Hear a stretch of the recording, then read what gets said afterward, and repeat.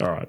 All right. So the next video, right, is from a person that leadership management, and now the approach of this consultant is to show you what the real world looks like. And the first time I came across the short of this person, I said, "Wow, I've definitely seen this one in corporate tier 1 world."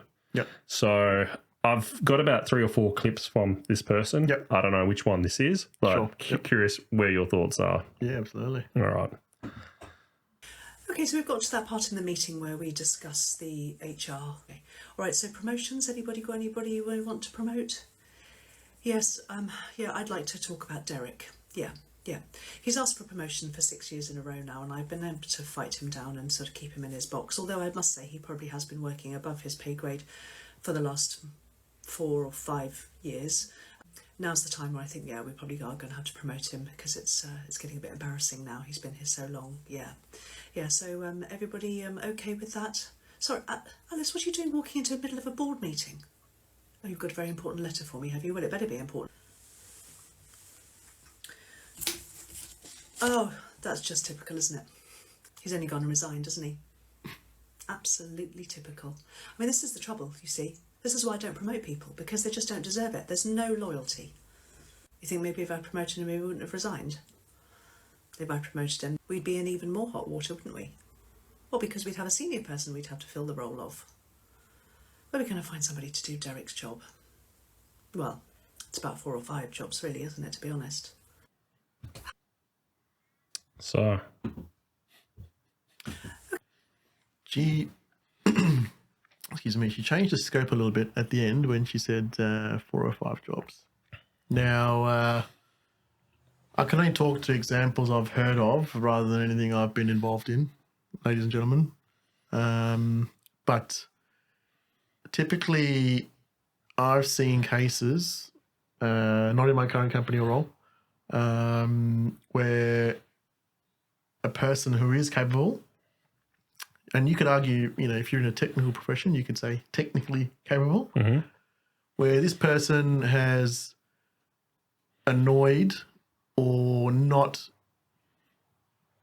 charmed themselves in the eyes of management. yep. So it's not strong enough for them to dislike him, but they've also not appealed to management. Yep. And they will go out of their way to overlook them for promotions. And one of 2 things happen.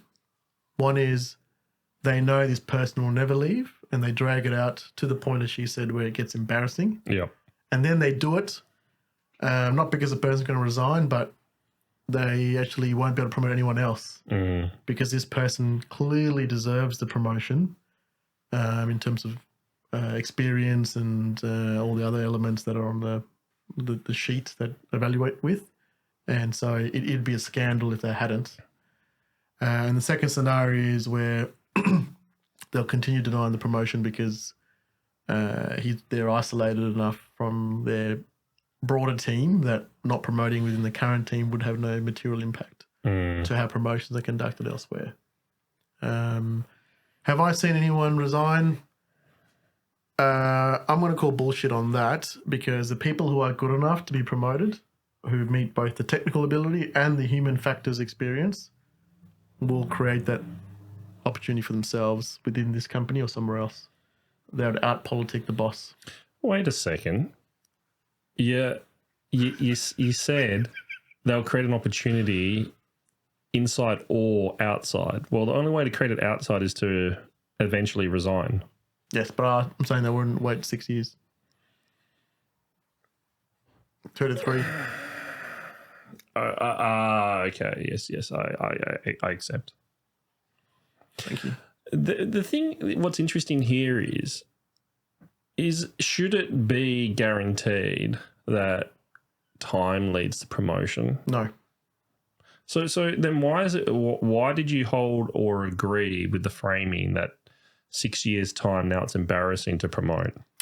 I should have clarified and said in that 6 years the person's gained the items on the checklist used for evaluation Yeah. Evaluating the promotion. Yeah. So if that happens in the 6 years, and you put yourself in a situation where multiple candidates are up for multiple promotions in a pool, then yes, you'd have to promote them as well. This might be a dirty paraphrase, and if you don't agree, spit it out.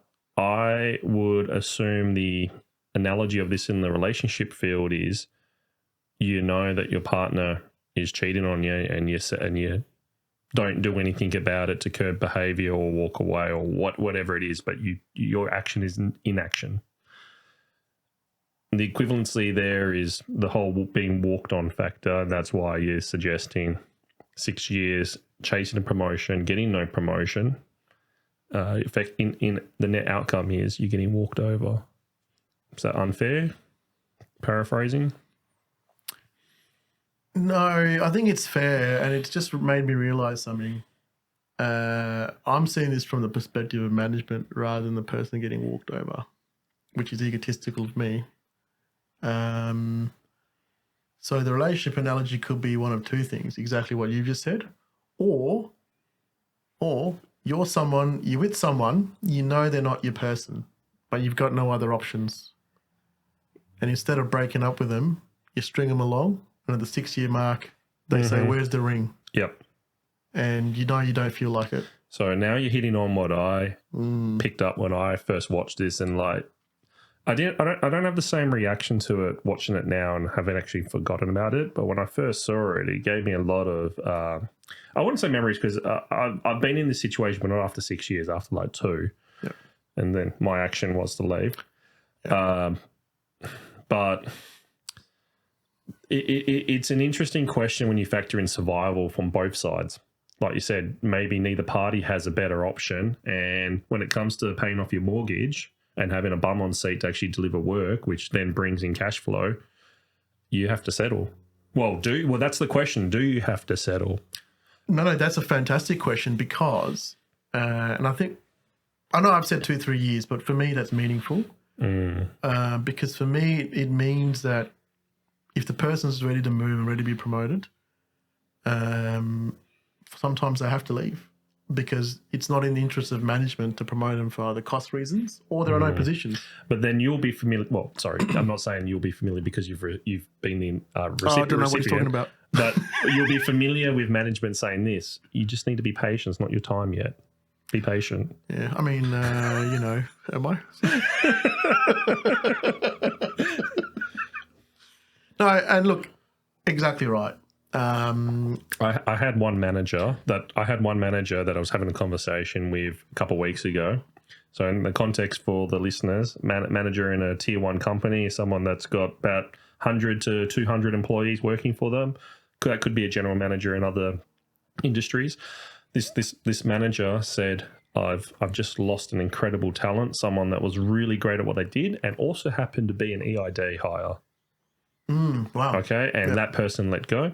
The EID hire, even with all their talent, wanted the promotion, and the response was, just you're rushing.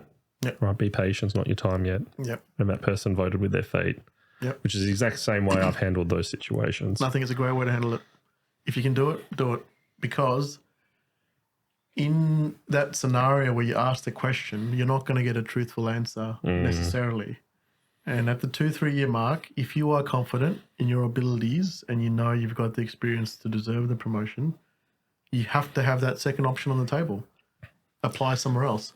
I'm now thinking, based on this video, you shouldn't be waiting 6 years. You're atrophying. Because, obviously, you've been in leadership positions. Sometimes you can't promote someone because you don't have the headcount. And for the headcount you do have, it's limited at a certain grade. Yeah. There's nothing you can do. All the selection is pre-agreed. Allegedly, yeah. Yeah, absolutely. The selection's been pre-agreed. So, unfortunately, you do have to vote with your feet. And look, if you do get an opportunity where you can move somewhere else and they say, well, look, based on this experience, we're willing to take you on at the next level, I think that's a great outcome. Okay. The catch, though, is because we need to bounce it to the opposite extreme. what happens when you get the up and comer? Let's not take age into it, just a person that has limited experience, but they want to reach the upper echelon immediately and get promoted as soon as possible by whatever means is required. Right. So that's the opposite extreme. All right. Where do you sit with that?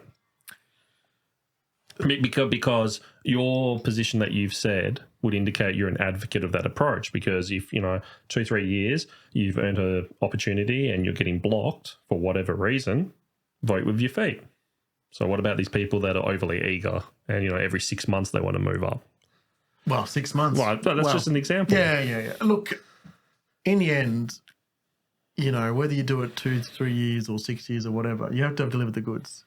So anyone worth their salt in a hiring capacity would evaluate you based on your experience, the outcomes you've achieved, and most importantly these days, and we discussed this before, it's hard to evaluate, but personality.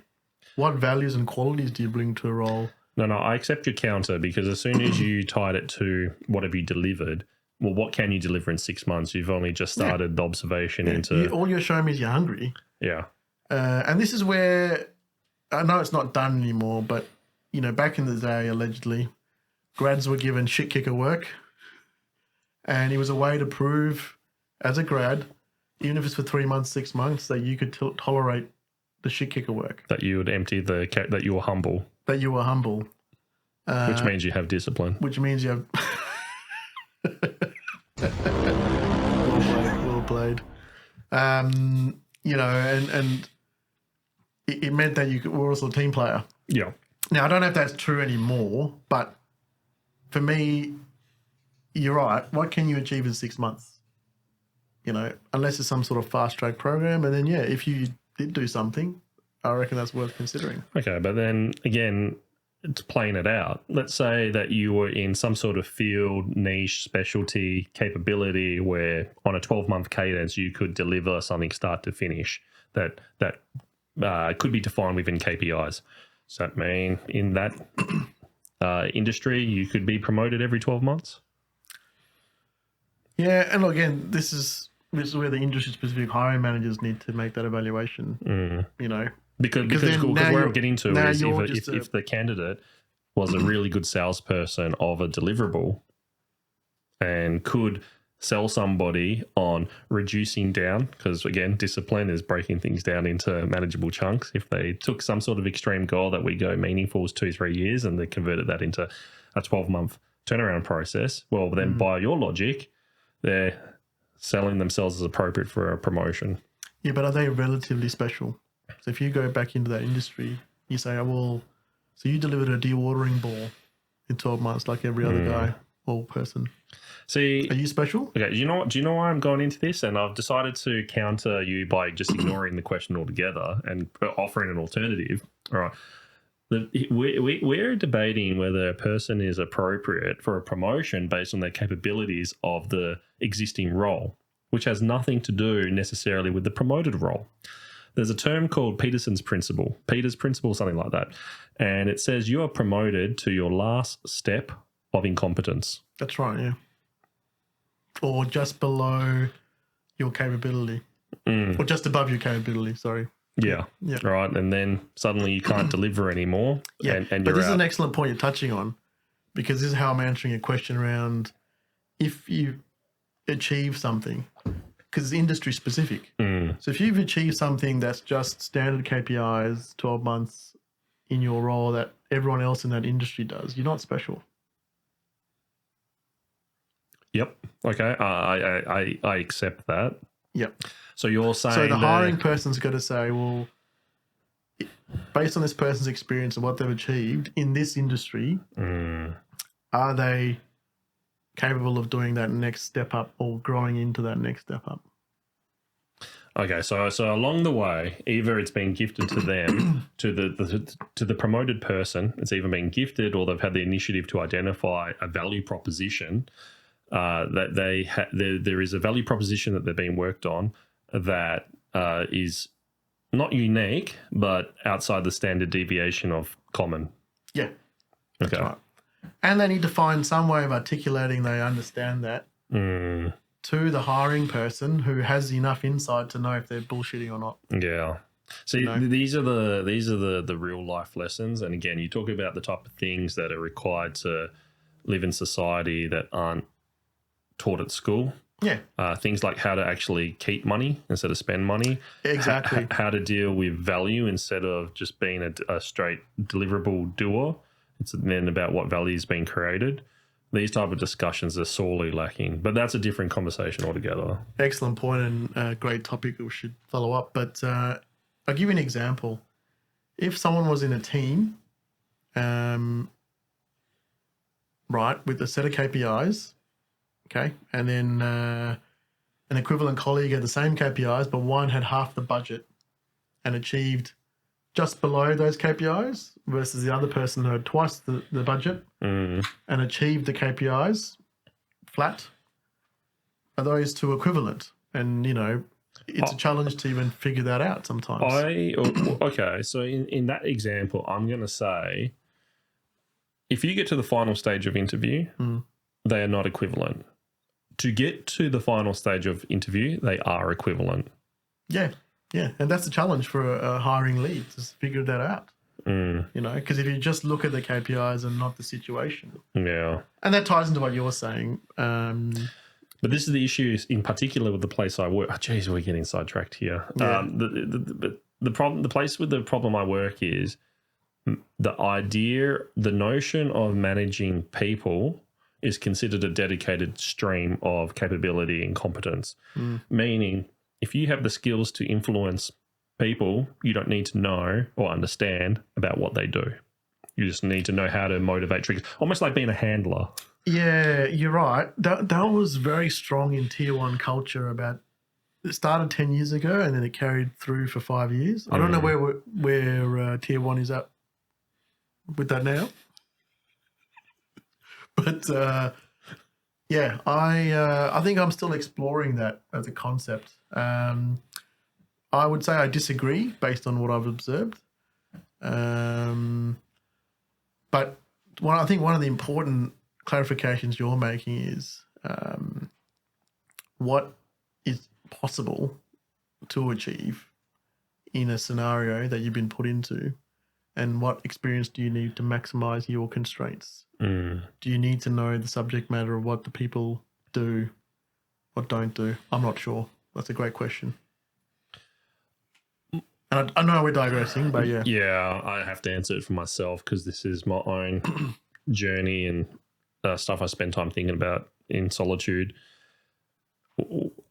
Where I'm currently housing, based on the teams that I run and how distributed downstream certain members are, that I have an idea of what they're working on, but I wouldn't have a clue what the hell a data warehouse is as an example, but I know they use it. I don't think it's important for me to know what they're doing it or even why, because that's the trust element. We're all working towards a vision they've identified that's required. So the why is implicit, and you've got to have that level of trust. What's important, and this is where I fundamentally have an issue with the handler approach, is at least how I've personally seen the handler approach executed. There is no ability to understand the pitfalls. So when a team member approaches and says, I've got a problem, there's no fundamental way of understanding, empathizing, sympathizing about what that is. And so things get brushed off easily. Now, or they can't support you. Correct. That's fundamentally my issue, and then you're left solving it on your own, getting frustrated, disgruntled. And so the handler doesn't need to know how to do the downstream technical task. The problem is, in order to have an ability to challenge and support, in my experience, you don't have that overlap of awareness unless you know how to do. Yeah. And that's where it ties in. Yeah, and I think for some roles it's more important than others. Yeah. Absolutely. Look, I actually definitely agree with what you just said. I think it's a topic on its own. So I'm happy to move on to the next clip. Okay.